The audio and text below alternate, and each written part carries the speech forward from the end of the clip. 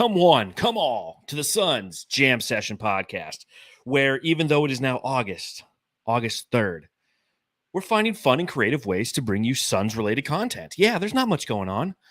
Draft is over, free agency's over. We're in that lull between, do we talk about next season or do we talk about last season, analyze what we experienced?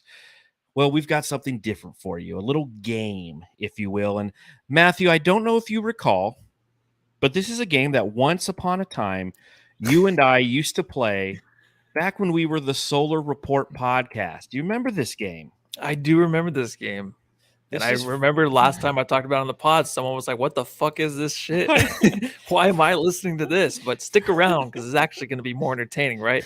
We're a little bit more professional now. Make it a little bit more entertaining. So here's what's funny is I went back and I listened to episode 3.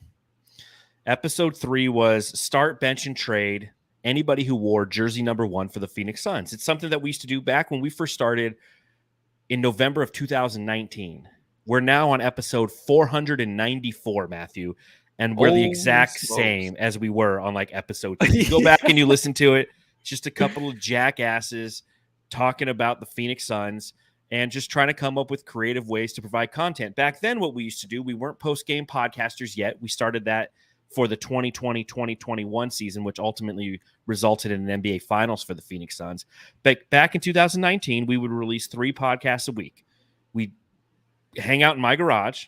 We would record a weekly update, and then we would record 2 extra episodes one would release on Tuesday, one would release on Thursday, and then like Saturday or Sunday we would release the weekly recap.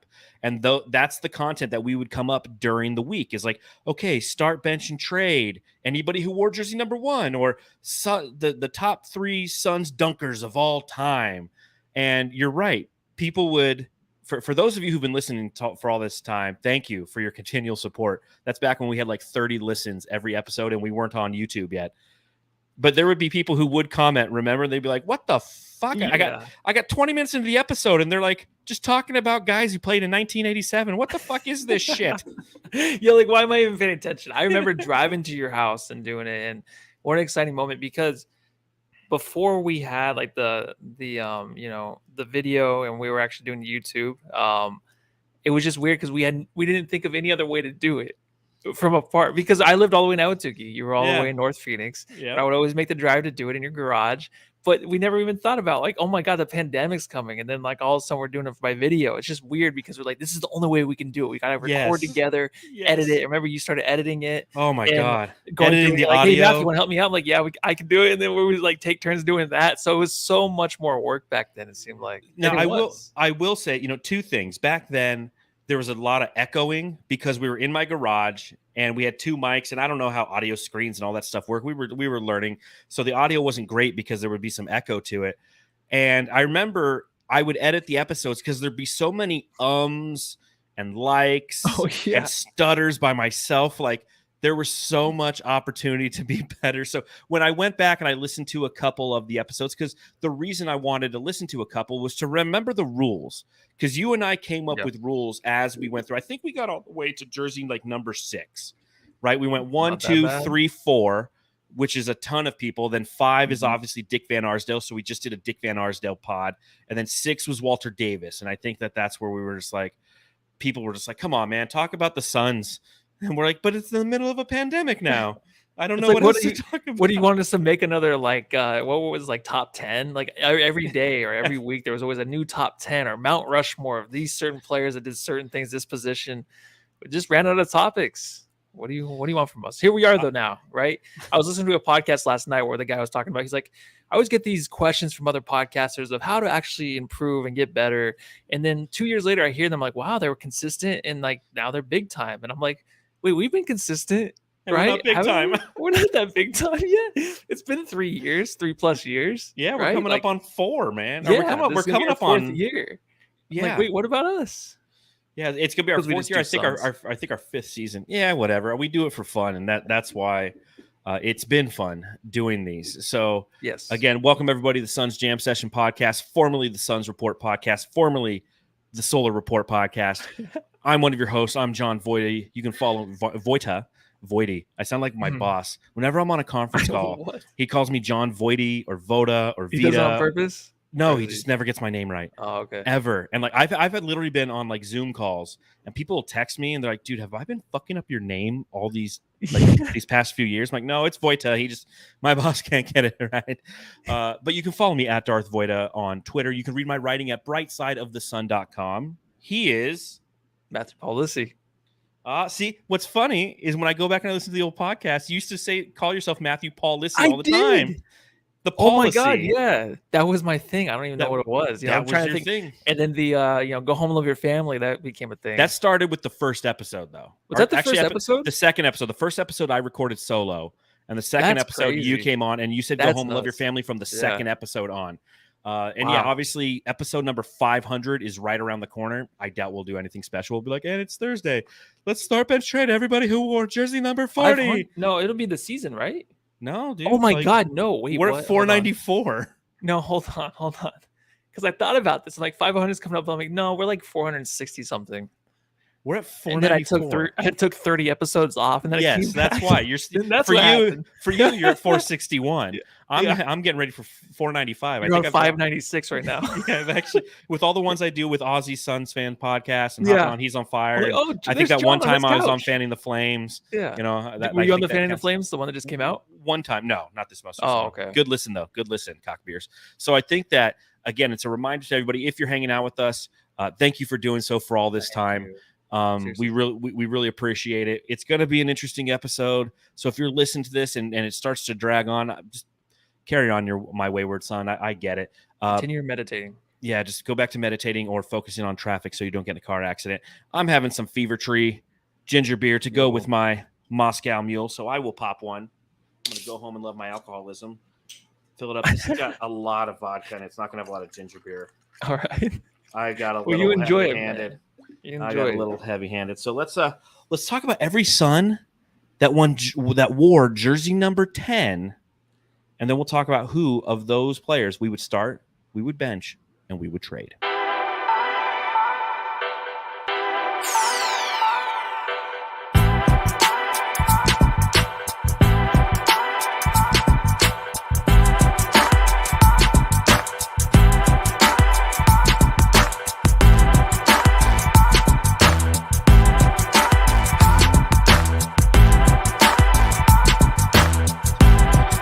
Yes. We're going to play a game here on the Suns Jam Session podcast, and this is something that we're going to be doing throughout the month of August.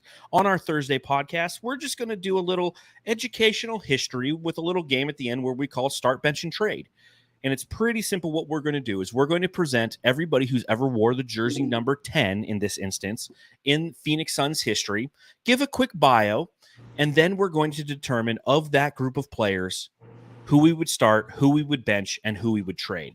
Now, there is just but one rule, Matthew, and this is what I went back and I was listening to our Corona Apocalypse episode. I was doing some memory lane last night, going through some of our old episodes, and the one rule that we had was you had to at least play 50 games in a Suns uniform to be eligible for start, bench, and trade. So I will start off by giving everybody kind of an overview of jersey number 10. Currently, it is being worn by Damian Lee of the Phoenix Suns. He's been there last season, coming back this season. So good on D. Lee for doing so. But as I did my research into this number, there's one thing that I learned, Matthew. And do you know what that one thing is? What is it, John? This is a pretty shitty number. Looking like it looks bad? No, that's normally my first question for you. How does it look on a jersey? But we'll get to that. Okay. Just overall, you look at the performances of people who have worn jersey number 10. 24 Suns have done so. It is the most in Phoenix Suns history. Which what a way to start. Thanks, Jamsters. We put a poll out there. 65% voted that we should do 10 out of the choices of 10, 20, 30, 40. Everyone chose number 10. It is the most worn number in Phoenix Suns history. Do you know what the second most worn number in Phoenix Suns history is? 24? Nope. One more guess. Number 3.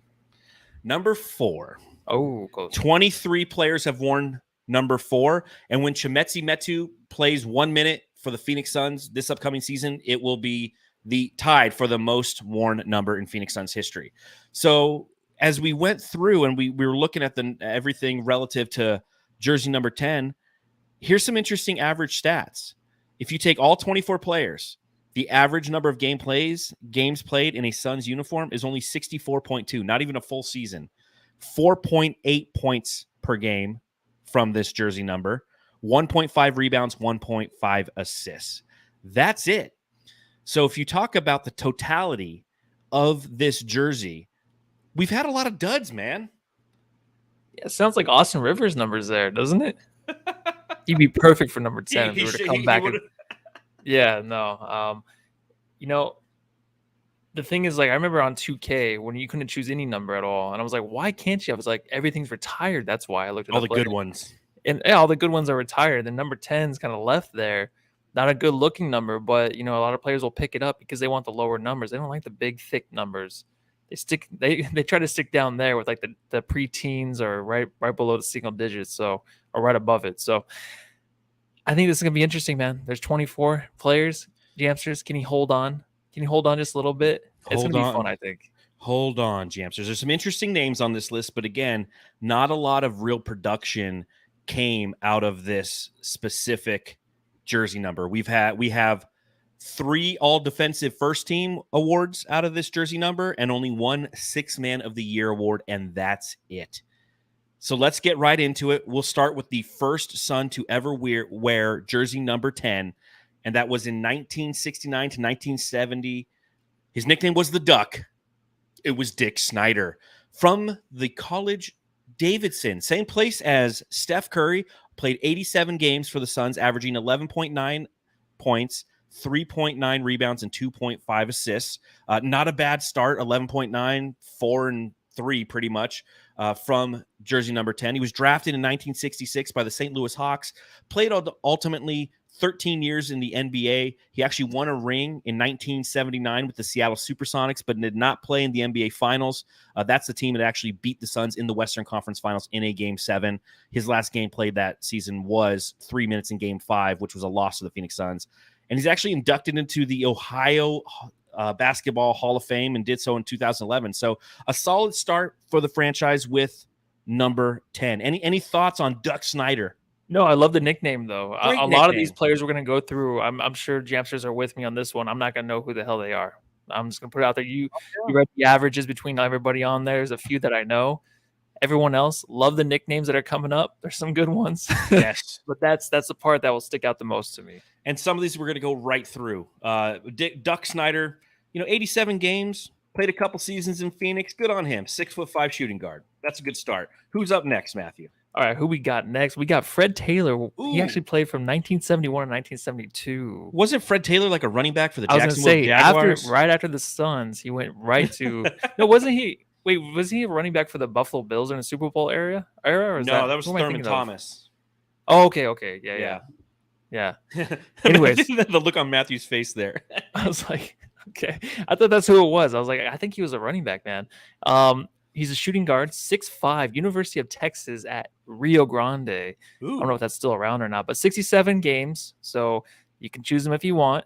Mm-hmm. He is eligible. He is eligible. 4.7 points, a half a rebound, 1.5 assists per game. 27th overall pick from the Suns in the 1970 NBA draft.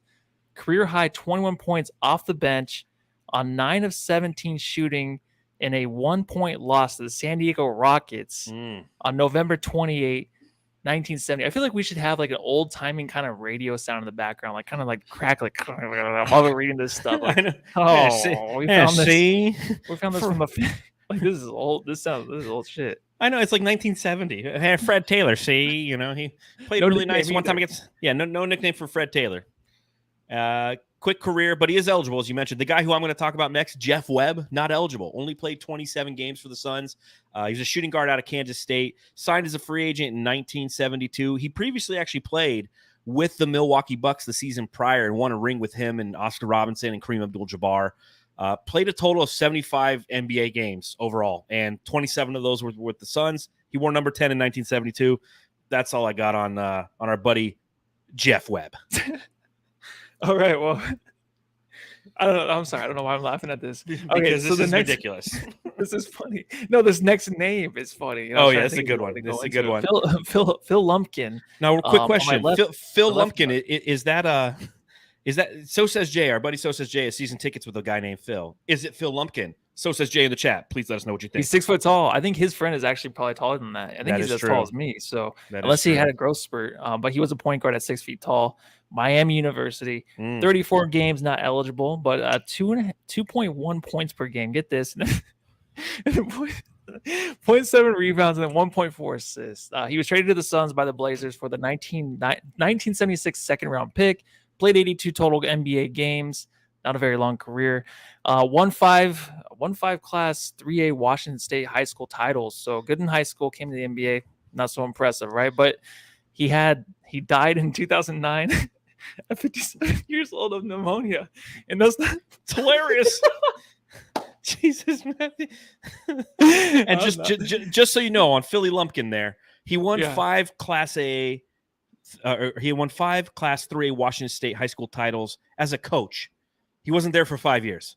And then, yes, he died in 2009 of pneumonia, which apparently Matthew thinks is a funny way to go. Pneumonia, I don't know if as John Nelson says in the chat, death is hilarious. Wait, everyone's so scared of death. You die, you're still here. Hey, you know what? You're back in the ground, dude. It happens to everybody. Somewhere else. Nobody gets out of this bitch alive, so lead follower, get the hell out of my way. All right, next one up is actually somebody who's highly eligible. Played 245 games for the Phoenix Suns from 1978 to 1980, and that's Don Boozy. He's a point guard / shooting guard out of the University of Evansville. He averaged 8 points. He averaged 3 rebounds. He averaged 4.4 assists. And he was actually originally drafted by the Suns in 1972, but he chose to play in the ABA instead, right? He played for the Indiana Pacers in the ABA, and after the merger with the ABA and the NBA in 1976, the Pacers traded him to Phoenix. And when he came to Phoenix, he brought his defensive reputation to the forefront. He earned 3 all-defensive team honors during his seasons in the Valley, all 3 of them. And then Phoenix traded him back to the Pacers in 1980. And he's actually on the Pacers' all-time NBA 2K team, which I think is kind of interesting. Again, did not die of pneumonia. Did not die of still pneumonia. Alive? We should actually have whether they're still alive or they're located. I think Boozy's still alive. I think so. Okay. I think Boozy's still alive. All right. So if they die, we'll let you know, I guess. There you go. And according to Creepy Carly, it was COVID in 2009. So Phil Lumpkin, ahead of his time. Oh, wow. Lumpkin's family, if you're watching this, I apologize. Goodness, God bless him. And his nickname, did you say his nickname was Boo, too? Oh, yeah, his nickname. Boo. Yeah. Don Boozy's nickname was Boo. It's not like Moose. We're like, are they saying Boo? But it's Boo. They're actually booing him. So that's not very good, right? Well, I mean, you look at those teams back, 78 to 80. He was on some good teams. I mean, they went to the Western Conference Final in 79. So he was part of some good teams. So yeah. So even when he went to opposing arenas and they were booing a good Suns team, he took it as a compliment. Way to go, Boo. Right, so who we got next? Oh, check this out. So it's Rod. I love this nickname. This is a great nickname. Rocket Rod. Woo, Rocket Foster. Rod. Rocket Rod Foster. That's his nickname. 1984 to 1986. Point guard, 6'1". Not bad. Don't lie about your height. He's 6'1". I think. He did go to UCLA. I don't think it's actually written right here. And he played 207 games. So we're kind of getting up there. Some guys actually played a few games for the Suns. These are some eligible motherfuckers right here. So keep it in mind. Do your research right now, Jamsters. Mm-hmm. Your vote matters. 7.5 points per game. 1.2 rebounds, 2.5 assists. He was drafted 28th overall by the Suns in the 1983 NBA draft. Played all 3 seasons in the NBA with the Suns, which is fantastic. Lucky us, right? March 1986, suffered a compound fracture on his left leg in the Jeep accident in the Arizona desert, ending his career. Okay, well, Jesus, never mind. God bless him. I get all the death and all the injuries. I know. Jeez, he got pneumonia. He shot 95% from the line in the 1982 season at UCLA. Only 76.8% as a pro. So, the free throw line's a little bit further back. It's the exact same. Yeah. Exact same. Yeah, so Rocket Rod, good nickname, is eligible. Next guy is eligible as well. In 1990, Greg Grant, Waterbug, 5'7", was the water bug. Point guard out of Trenton State University in New Jersey. Played 67 games with the Phoenix Suns, 3.1 points, 0.5 rebounds, 2.5 assists. Drafted 52nd overall by the Suns in the 89 draft. Of his 67 games played with the Suns, they were all in his rookie season. He started 3 of them, and he actually had a career-high 14 assists against the Spurs in an early season loss when KJ was injured.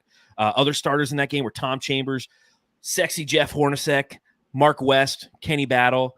Ended up playing 9 total seasons in the NBA. Waterbug Gray Grant, ladies and gentlemen. Matthew, who do you got next? Who probably died?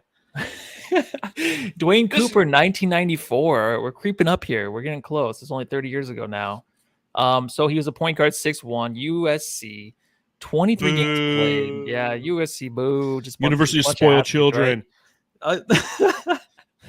23 games played, 2.1 points per game, 0.4 rebounds, and 1.3 assists per game.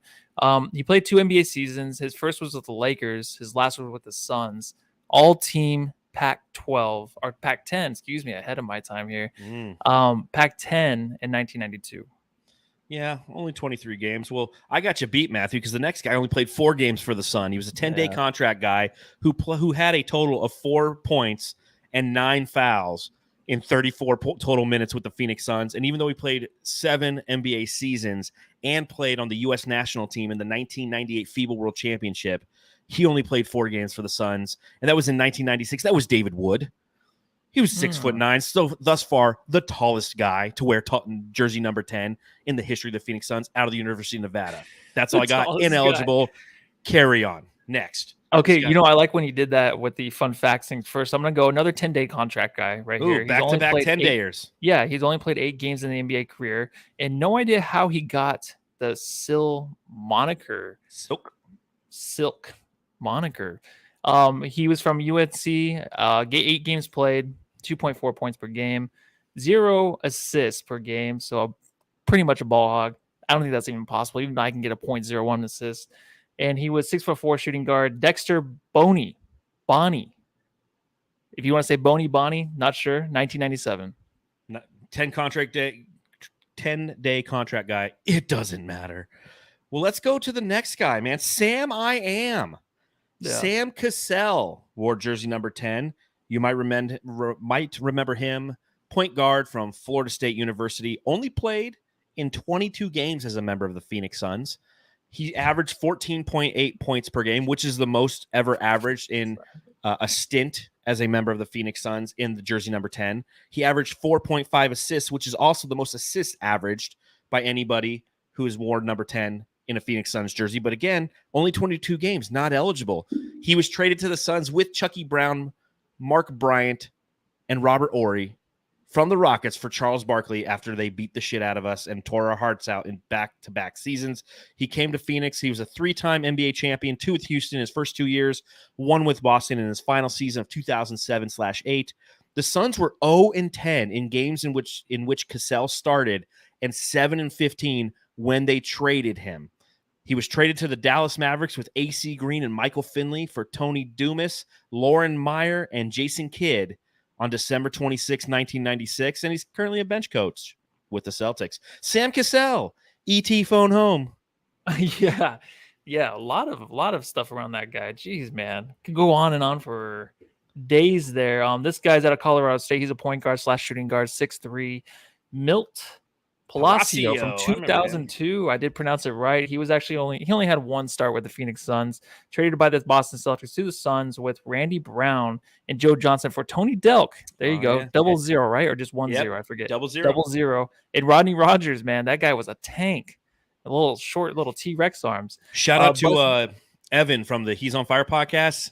He rocks a Rodney Rogers jersey, and I think it's so dope. It's a great jersey. That is pretty cool, man. Yeah. It's 54, right? Yeah, 54. That's right. But this guy busted for insurance fraud while serving as a member of the Blazers coaching staff. So, again, another downer. All right, that's 3. Death, a Jeep accident, and now insurance fraud. Matthew's crushing it over there. Yes. Next up on the list, from 2004 to 2010, That's Leandro Barbosa. Now, granted, he came back to the Suns in 2016, where he played 135 games for the Phoenix Suns, but he wore Raja Bell's old number. He wore 19 in that stint. His first stint with the Phoenix Suns from 2004 to 2010, he wore number 10, and he played 418 games, which is the most by any one player wearing jersey number 10 in the history of the Phoenix Suns.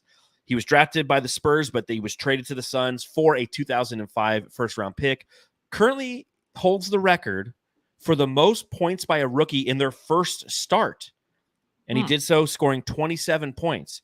He won the 2007 Sixth Man of the Year award when he averaged 18.1 points coming off the bench in that year when Amari was hurt, and we relied on him ever so much. His career high actually was a 41-point performance against Kevin Durant and the Oklahoma City Thunder in 2009.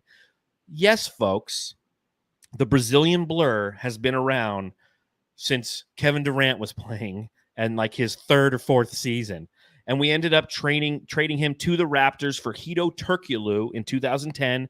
That's when Brian Colangelo was with Toronto. He's like, I want my guys to follow me. End up winning a championship with the Warriors in 2015 before returning to Phoenix in 2016. Ladies and gentlemen, the Brazilian Blur. What a good one, man. You stole the best one on the list. All right. I didn't want to read all that, but you took the best one. Well, why don't you just tell us about Deontay Garrett? Deontay Garrett, this guy, 19 games played. Not as exciting. He went to go to Iowa State if you've ever been there. A lot of corn. Also, he was a point guard, 6'4", my height, which is, I think I lie about that a little bit. Undrafted summer league player that was also the D-League guy. He was a D-League guy. And he played 2 NBA seasons, one with the Phoenix Suns and the other one with the Utah Jazz. Watanabes.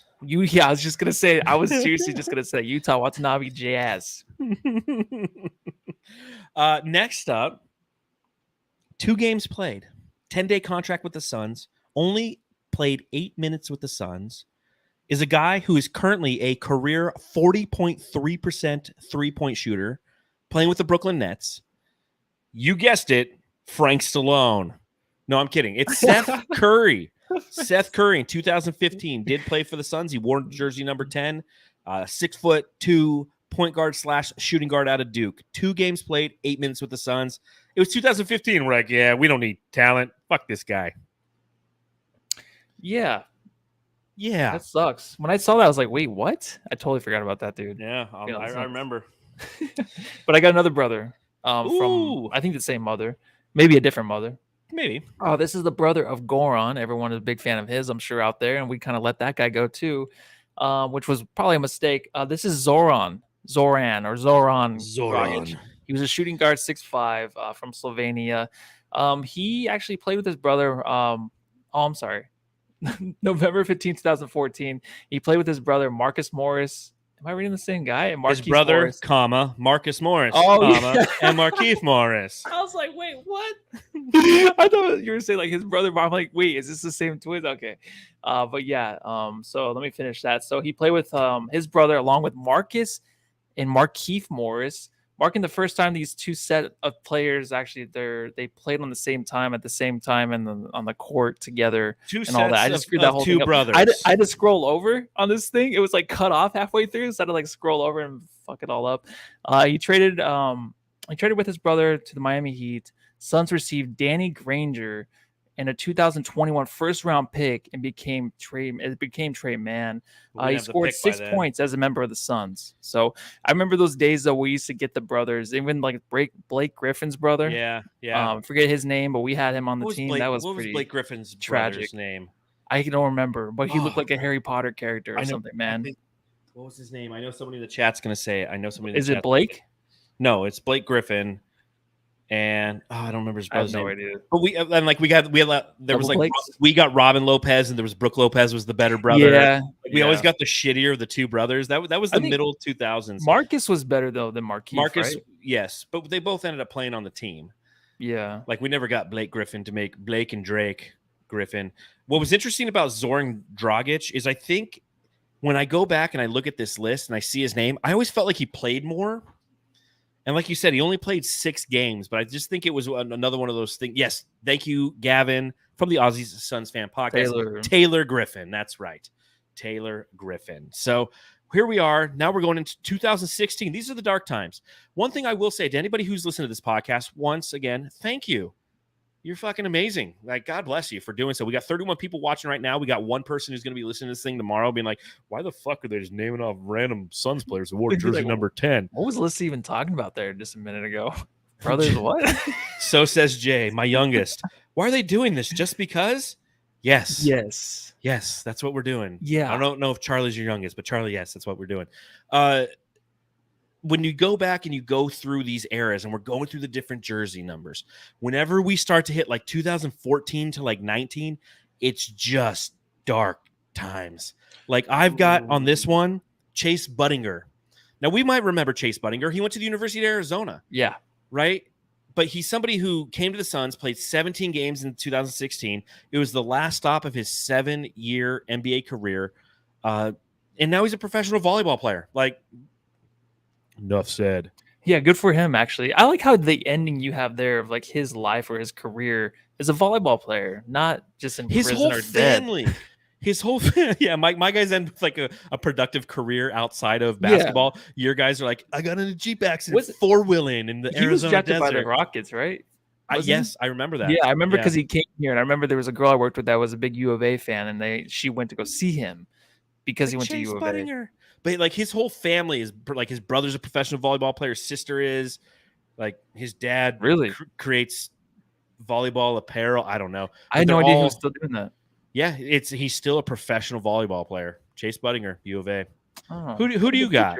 Oh, you got a guy named Sonny Weems, Money Weems. Money Weems. You might have known him by that name. That was his nickname. I don't remember shit about him, but he currently is playing in the China League, and he was a 2020 CBA MVP. So having a career over there, we always talk about the players going over there, like who was a lot of these players that you just think Dylan Brooks. Out of the league. Dylan Brooks was the one this year. Dwight Howard. And now he's getting paid $100 million a year or something like that. But this guy only played 4 NBA seasons with 4 NBA teams. We were lucky enough to be one of them, and he only played 36 games, so he's not eligible. So move on. Not eligible. And neither is this guy. This kind of shocks me. This is another one of those guys who I see the name, and I'm like, oh, okay, that could be a start, bench, or trade. Yes. And he only played 38 games for the Suns, and that's Derek Jones Jr., Airplane Mode Jones, 6'5", out of UNLV. 2017 NBA Slam Dunk participant, made it to the finals of that Slam Dunk contest, but lost to Glenn Robinson III. Only team that he's actually worn number 10 with was the Phoenix Suns. He's worn number 5 or number 55 with the Heat, Blazers, and Bulls. And he's actually currently a free agent after just like the old podcast days. I can't fucking edit it out anymore because I'm too goddamn lazy. He decided to decline his $3.3 million player option with the Bulls, so he's a free agent.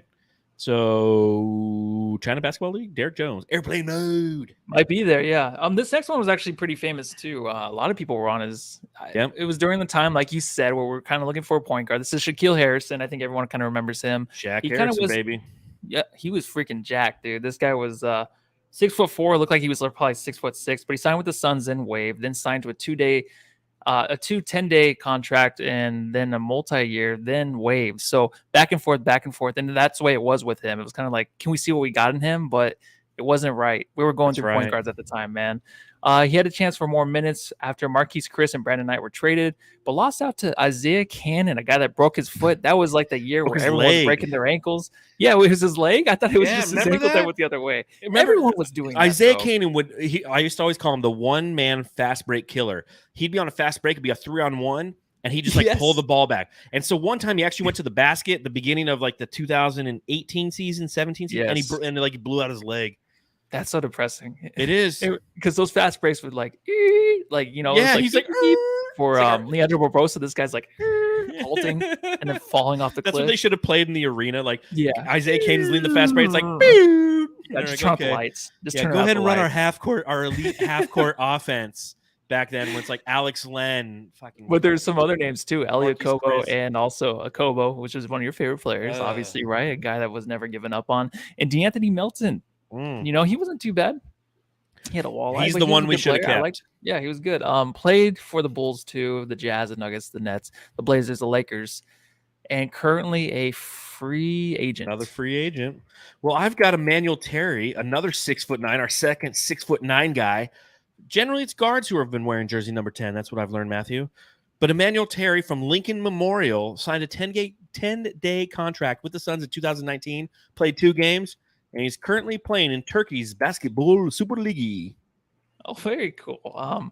So this cool. guy's actually pretty cool. Ty Jerome. This is always your rooted for boy. him. I always remember listening to some podcast, I forget, but they were like, Ty Jerome's gonna be the shit. He's gonna be awesome. Like, oh, I'm pumped up. But he could never get it past half court. But That's right. He was traded with rookie Rubio, Kelly Oubre Jr. and the first round pick, and for Abdel Nader and Chris Paul. Yeah, Chris Paul. I think Abdel Nader was the keeper in that trade. Yeah, definitely. And then played with OKC for 2 years, Golden State, and then signed with the Cavs. A good guy to have on your bench. A good guy that when the Suns play a random team, you're like, oh, Ty Jerome's on their team, because that's the way he's going to be the rest of his career. But yeah, he was a shooting guard, 6'5". That's what they've him listed at on Milk? Basketball Reference. His nickname was Milk. Milk? I didn't. Yeah, Wow, that's all. I thought he was like milk. 6'1". He had curdled milk for hands. Yeah, dude. 31 games played with the Suns. So your nickname for him was Tie Fighters. Who was the other? Oh, it was Ty Jerome, and it was Ty. It was Ty Johnson, Tyler Johnson, right? Tyler Johnson. That's right. Yeah. Tyler Johnson and Ty Jerome back on those pods. We were hoping for a lot of stuff there. Fighters. Yeah, we're praying. Our for hopes something. were high for Ty Jerome. I remember the first piece before I wrote for Bright Side of the Sun. I wrote for valleyofthesuns.com. And the first piece I wrote was all about how it was time to give Ty Jerome a chance. And I gave this long article about, who he was. He played at the University of Virginia. He was an NCAA champion. He's somebody who was a good facilitator. And I said at that time, that's what that team needed. It was pre-Rubio, I believe. No, he was the backup to Rubio. And I'm like, Rubio was injured at the time, and they were playing, I think, a lot of Akobo. And I think I'm like, it's time to give Ty Jerome some more runway to lift off from a TIE fighter standpoint. And they did it, and they were right. Next up, we only got 2 more, Jamsters. 2 more. We've gone through 22 players who've worn the jersey number 10, 2021 to 22. Nickname was Sticks. Nickname was Logs. That's right. The tallest man to ever wear jersey number 10, Jalen Smith, 10th overall pick out of the University of Maryland, played 56 games, so he is eligible for our start, bench, and trade. Taken with the 10th pick of the 2020 NBA draft, much to many people's chagrin. I'll never forget exactly where I was when that moment happened. I remember the drive to your living room that day. You went to the wrong apartment, too? Went to the wrong apartment, knocked, hang out, had a couple beers, social distancing, go fuck yourself. I got to know your neighbor, walked in, hung out with you on your couch that has like no legs, so you're sitting really low to the ground. Watched it with you and your buddies, and then you and I were hanging out with a couple of your Oklahoma City Thunder buddies who had a bunch of picks, and like they know that we had a podcast that had been going on for about, at that time, just shy of a year. And then we took Jalen Smith, and we had just done a bunch of podcasts. I think our last podcast was with Flex from Jersey, and Jalen Smith is somebody we brought up at the very, very end of the pod. Yeah. And it happened, and we were both just fucking dead silent for like 5 minutes. We didn't say anything. We just were like, huh. Yeah, there was nothing. There was a lot of players, too. There was a lot of players out there. Oh, yeah. We had Devin Vassell, Tyler Reese Halliburton. There was a list. Yeah. But that being said, the Suns took Jalen Smith. He ended up playing 56 games for the Suns, averaged 4.1 points, 3.1 rebounds, 0.2 assists. His career high came with 19 points in a loss to the Celtics on December 31st, 2021, which I remember because we were taking shots of whiskey at my house, getting ready to do our post-game podcast. He was traded to the Pacers for Torrey Craig. And when you look back at Jalen Smith, he only averaged 9.6 minutes played. He could be one of those, if Monty gave him a shot, guys, we'll never know. I'll never care. The more you know, the less you care. Last guy on the list, Matthew. Last guy, you know him by the name of Damian Lee, and he played here last year. Now he's playing here again. This is exciting because we actually are probably looking forward to him next year to see what he's got. But he shot 44.5% from deep on 3.3 attempts per game. Should have been a little bit more, maybe, hopefully next year. Signed as a free agent after winning a title with the Golden State Warriors. 74 games. He's a lights out shooter that we still have coming off the bench here in the Valley. So that's the list, man. That's it. That is the list. All right. Before we get into start, bench, and trade, Aussie Suns fans, value the Suns can make anyone dumber. Don't take it personally. Here's what's funny. You want to hear a funny little thing? I put a lot of vodka in this thing, so I'm feeling pretty good. Obviously, managing editor, brightsideofthesun.com.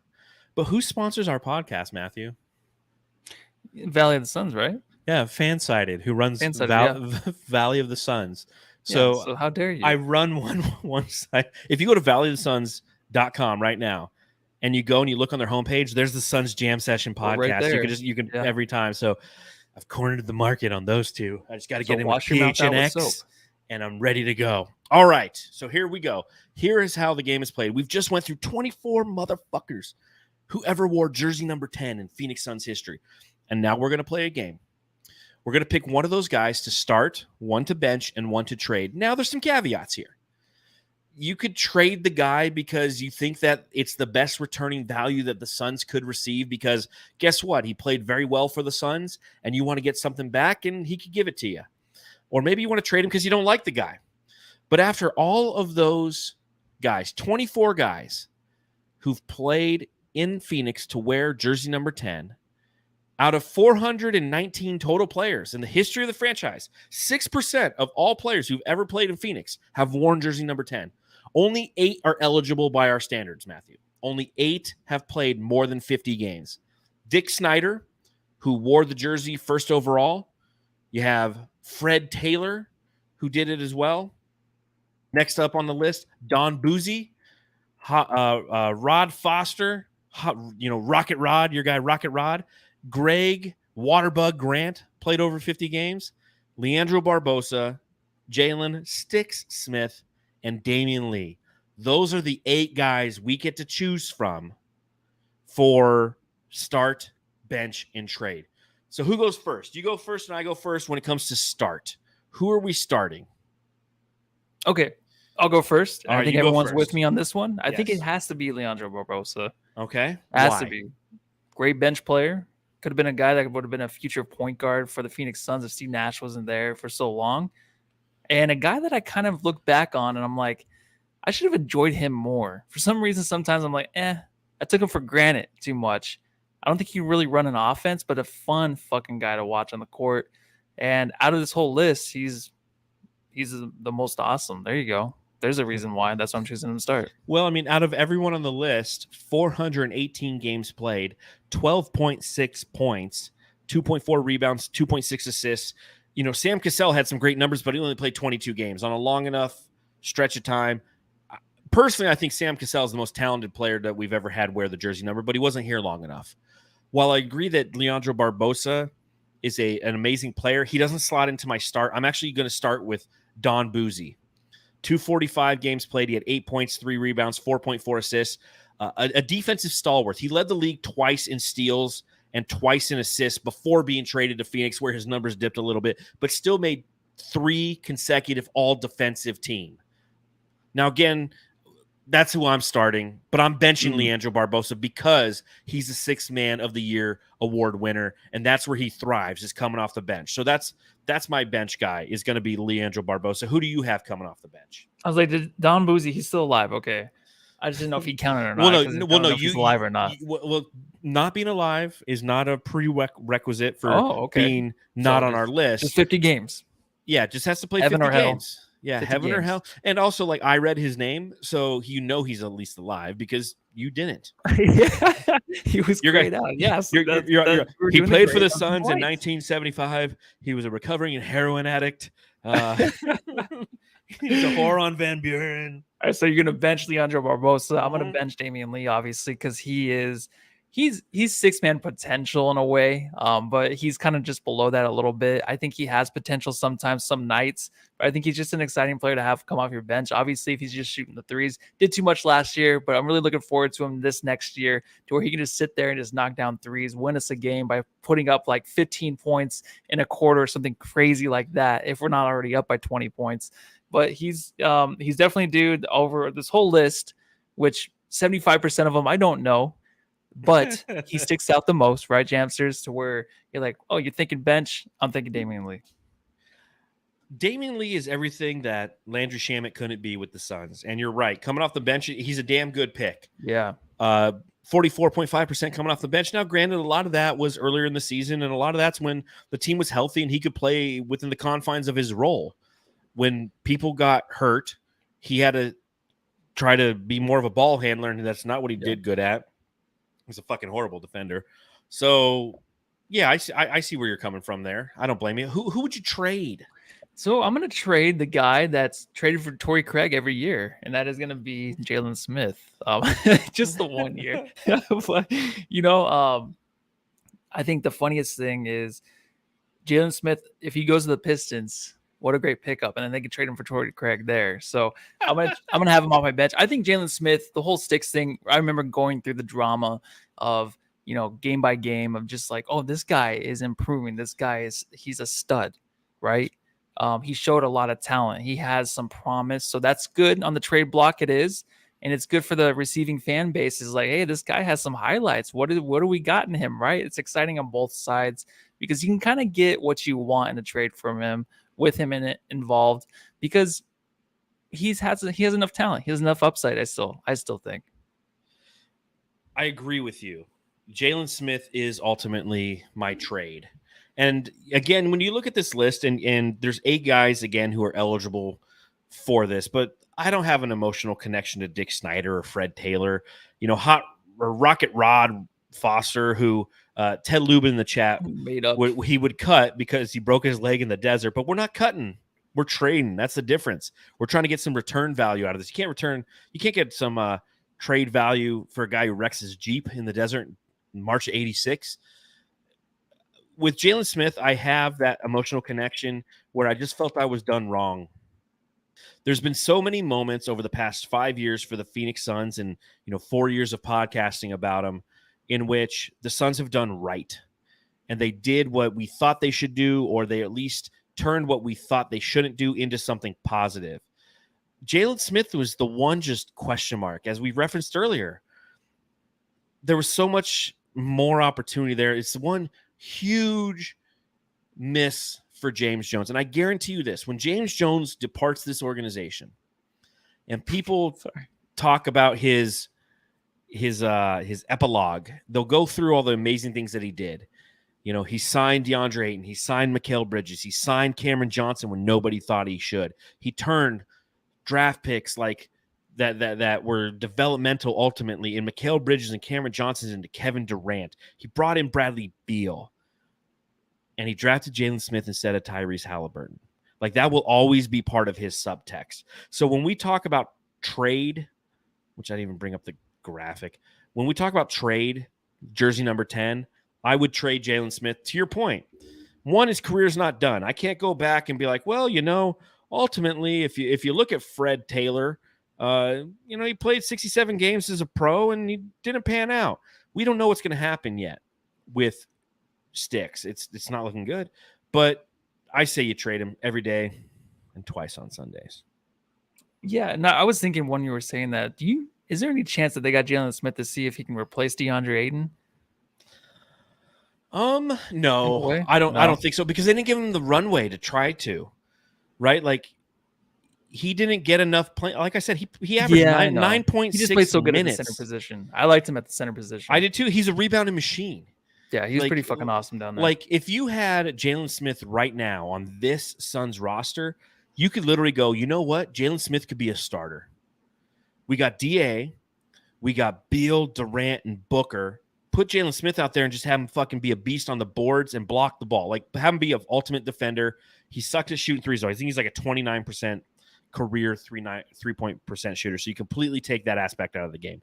But he definitely could be a productive member. But I don't think they ever brought him in an effort to well, that being 2020, you're halfway until you have to give the extension to DeAndre Ayton. Perhaps they brought him in, and if he had it made DA more expendable. But in the eyes of the Suns, he did not have it. He looked like he did, though. Remember when he was traded? It was like, damn, dude, he showed a lot. It was like a month straight of him actually playing pretty decent. Well, I remember he had a good summer league. I remember he was really good in the summer league. We were excited. He had a solid preseason, but he didn't do much. There was like 10 game stretch. You don't remember like when he was just dominating? They actually interviewed him. They're like, where did this come from? He's like, I've always had confidence in myself. Like, of course I can do play the remember game of that. basketball. Like, I'm just gonna keep improving. There was a time there where he looked pretty fucking good, and when the trade happened, we were kind of like, damn, dude, that sucks. That's why we had a little bit of regret. But now it's just kind of like, what? Who's that? Sticks? Yeah, kind of over it. He's in Indiana. He's given all the opportunity, and Yeah. he's just not executing. So ultimately, they made the right decision. So let us know in the comments, in the chat. If you're watching this later, let us know what your thoughts are. Who you start? Who do you bench? Who you trade? If you're listening to this later, pop on over to Twitter or X or whatever the fuck it's called now. Hit up @SunsJam. You can let us know who you think there. It's summertime. We got about 10 minutes left.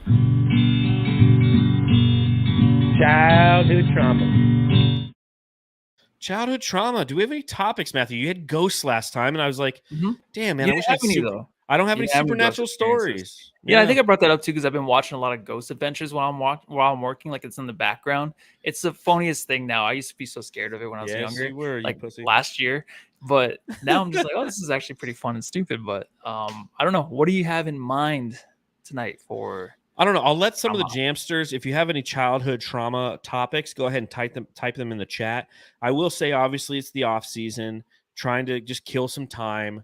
I've been playing Skyrim again, and I've actually kind of fucked myself in Skyrim right now. I'm really, really upset. I'm like a level 25, like 11, level 78 archer, stealthing around and shit. And I went on this side mission that took me to another island, and I met this guy who ultimately steals dragon souls. And I've done the Dark Brotherhood, and I've done all the Riften, Thieves Guild stuff. And I'm like, I'm finally gonna do the Dragonborn, shouts. And because I've already started this one side quest, I've hit this dead end because I've hit this ultimate catch-22. If I kill a dragon, I can't absorb his soul because this guy comes in and absorbs the soul for me. If I try to go backlog and saves, it takes me back like a week and a half ago, and I'm like a level 10 again. I'm just like, it kind of sucks, man. I bought a PS5. I've been playing Skyrim, and now I'm just counting down the days till like 2K comes out. Like Madden comes out in like 14 days, but yeah, Madden looks amazing on PS5, dude. Does it? I'll have to check it out. Obviously, dude, I was in the store buying my PS5. Was a PS4, yeah. Yeah, I was in GameStop buying my PS5, and I saw Madden playing like gameplay. I was like, holy shit. Even Matthew would be impressed with this. You think so? Okay. It's hard to impress me with that game. It is. Is it the same kind of they have like the franchise mode, they have the online? They just showed the gameplay. I didn't actually play the game. I was buying the fucking console, you asshole. Okay. I didn't get. Hold on. Can I get a controller? Go franchise mode. The game? Like, I mean, isn't it out like in a month or 2 days? It's out on the 17th. Madden's out on the 17th. The 7th of September is when good old NBA 2K24 comes out. I'm really, really looking forward to that. Wait. What is this really quick? Ollie Woe, because I love Fallout 76. I wonder if that's an actual real game. Like, is it 1976 or something? Tell me about Fallout. Did you ever play Fallout? I never played Fallout. It's kind of like you're basically, it's a wasteland. It's different eras. I think there's a couple different Fallouts. I never got too. Is there one in Vegas? Yeah, it's a Vegas, but it's just really, it's different. It's like zombies. It takes you a while. No, there's monsters and stuff. It's kind of just like you have to like basically build yourself up, and you just start from nothing. I don't know. It's hard to explain. I don't know. Dude, it's August in Arizona. I can start from nothing. Tell me more about. Is Fallout worth it? I'm looking for a game right now. It's a fun game. Man. I just never really got too far into it, so I'm not too sure. Ashley's playing fucking Resident Evil. Is she still playing? Oh, the remake? Yeah, the remake. She's enjoying the Stephanie's shit playing out of that too. Stephanie, I've been watching her play that. So yeah, that game used to scare the shit out of me when it came out in like 97. Oh, dude, like Resident Evil 4 is not as scary. The ones that where you can't move, where it's like the camera angle's up in the corner, and you have to move like left and right, but then it's like opposite. Oh, man. It's so and hard. Like you're just trying to shoot, and you're like shooting around zombies because you can't. That's what's scary because you only got like one bullet, and you can't waste it. That's the way it used to be. Yeah, it was like you better make this shit count. All right, well, let's talk about that childhood trauma. What was your first gaming system? First gaming system was Super Nintendo that I remember. Mm-hmm. It wasn't mine though; it was shared. And the trauma like a family from it, one? Yeah, it was a family one. The trauma having to, like, I guess if you go back So when I first played, and whenever David was around, my older brother, Yep. he would play, and if he wasn't winning, he would turn it off, turn it back on, and we would play Mario Brothers. But basically, he would try to beat it in one turn without dying. So every time he died, turn it off. I would never get a chance to play. So that was pretty traumatic there. And then we, stepped it up a little bit with the PlayStation. There was this game called Dracon. It was like a dragon game. I remember that. Yeah, it was a fucking great game. And I got so far into it, and Stephanie erased my file. I was almost done with it. And I never went. It was kind of like a Skyrim thing where you kind of fucked right now. But then I had to actually restart the whole thing, and I did. And then she erased it again. And so I just never played it again. That was one of my favorite games, too. Remember the old PlayStation on PlayStation 1, like the memory cards? Yeah. Remember those, like you plug in right above the controller? Yeah. So growing up around video games, I had my sister's best friend. We used to always go to their house every day after school for like 2 hours until my mom got off of work. And then like my mom would come pick us up because my dad wouldn't, I guess. He's like, oh, my dad like stayed at home. Like he had mental disability and was on Social Security, so he was always home. But for some reason, we like hang out at Becky Guyadine's house, and her older brother had a Nintendo. So I used to play Mario. Fun fact about me: I've never beat Mario in my life, ever. Like Shannon beats it all the time because there's online emulators, and I think where is it? Around here somewhere. Look at this. I've got a fucking like Super NES controller because you can plug this into your computer it's a USB controller, and you go to like onlineemulators.com and you can play every fucking game you ever had playing growing up. My wife sits in here and just fucking dominates. Never did that. So my first console I ever owned was actually an old school Game Boy. And I used to play Kirby and I used to play Mario on that. And I beat that one. I beat Mario on the Game Boy. And then my parents got divorced in like 1994, I think it was. 94, early 95. And then my mom bought my brothers a PlayStation. And when there was 4 boys, right? So 2 in one room and then 2 in the other. And the other ones had the PlayStation in their room. And I ended up getting a Nintendo 64. So I had a 64. They had a PlayStation. PlayStation had way cooler games. Now, don't get me wrong. Like 64, GoldenEye, Mario Kart, Diddy Kong Racing was like my favorite game. But you went over to my brother's room and they had PlayStation. I'm like, my brother's fucking, to this day, I was talking to my brother the other day. He's like, I just beat Final Fantasy 7 again. I'm like, dude, fucking A, dude. He's been playing that game for fucking 40 years. It feels like, hey, those people are freaks with that game. That's my brother. My brother loves Final Fantasy. Yeah, once you're in there, you can't stop. And I always liked Final Fantasy Tactics. That was a game that I played the shit out of on PlayStation in my brother's room. But I also used to always play the MLB games, NBA Live, all that fun stuff. But the game that I remember probably the most was Crash Bandicoot. Yeah. I remember that was a fun fucking game on PlayStation. No one ever deleted my shit. I was the oldest brother, so if they deleted my shit, they would have gotten a whooping, Matthew. Yeah, just deleted. Oops, sorry. Oops, I deleted it again. Tomb Raider. Tomb Raider was awesome. Yeah, Tomb Raider was awesome. You just run around like with guns and my brother David had that. He bought the PlayStation right when it came out, the first one, and he got Tomb Raider. God, how old was David when that came out? Oh man, he was probably like 20. I was about to say like 25 20, something. Yeah. But he got really far too, and my sister actually she accidentally deleted it, but he was working all the time, so he never got time to play it. So she actually started a file, and she got all the way to where he was before he even knew. And I don't know if he ever finished playing or whatever, but he goes back. He's like, I don't have enough bullets. Yeah, I love Laura Croft in her like cone boobs, she was all coney and stuff. Yes, you go fuck with the butler and stuff at the mansion. At the mansion. Yeah, that was a great game, man. Those were fun. I used to have a Jaguar. Do you know what Jaguar was? Mm-mm. Jaguar was an Atari 64, essentially. And so it was like the first 64-bit console before Nintendo 64. And I had a Jaguar. I don't know how I got it. And I had Alien vs. Predator and Doom, I think, on that console.